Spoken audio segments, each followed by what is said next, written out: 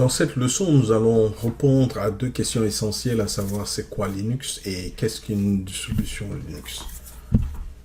Linux est un système d'exploitation tout comme Windows ou le Mac OS. La grande différence que Linux est un système d'exploitation libre qui est distribué par différents projets open source.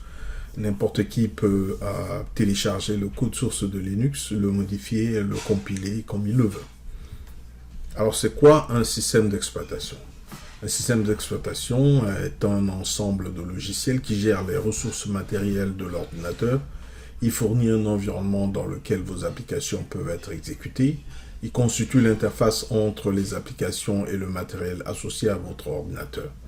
Les ressources matérielles de l'ordinateur sont les ressources physiques comme la mémoire, les processeurs, le disque dur, les périphériques, etc.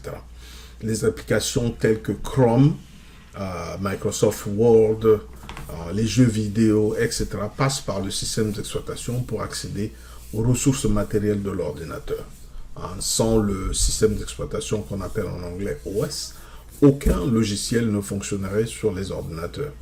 Comme vous pouvez le noter sur la figure ici, les logiciels installés ou apps ne savent accéder directement aux ressources matérielles de l'ordinateur. Ils ont besoin du service du système d'exploitation pour pouvoir accéder aux ressources matérielles de l'ordinateur.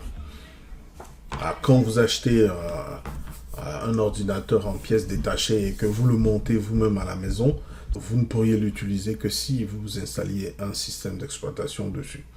Alors en général, il vous faut un DVD ou une clé USB d'installation pour installer un système d'exploitation sur un nouvel ordinateur vierge avant de réellement commencer à l'utiliser. Alors en général, quand on parle Linux, on fait référence au noyau Linux qui est le cœur du système d'exploitation Linux. Comme son nom l'indique, le noyau est comparable au noyau d'un fruit. Il est situé au cœur des activités du système d'exploitation. Il contrôle tout dans le système de l'ordinateur.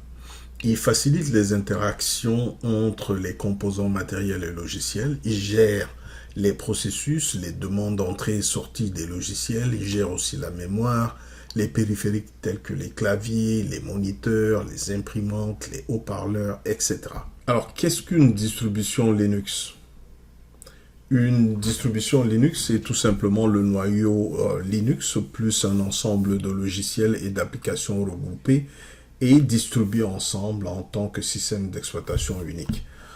Il existe plus de 300 différentes distributions de Linux et les plus connues sont Red Hat Enterprise qui est la version commerciale de Linux. Vous avez Fedora, vous avez CentOS, vous avez Debian, Ubuntu, SUSE, etc. Ce que je viens de citer là sont les plus connus au monde, les plus utilisés. Les distributions Linux sont en général créées pour des besoins spécifiques, comme par exemple les distributions Red Hat, Fedora et CentOS sont plutôt destinées au marché des serveurs de production. Et Ubuntu, Kubuntu, Zorin sont plutôt destinés aux utilisateurs familiers de Windows qui voudraient travailler sur Linux, mais plutôt dans un environnement semblable à Windows. Alors, il n'y a pas une distribution qui est supérieure à une autre, mais c'est plutôt une question de choix. Okay? Je dois aussi souligner, souvent, on entend le terme distro. Distro, c'est juste le diminutif de distribution Linux. Les anglophones ont souvent aussi l'habitude d'utiliser le terme flavor. Flavor, c'est aussi un terme qui désigne les différentes distributions de Linux qui sont utilisées en entreprise.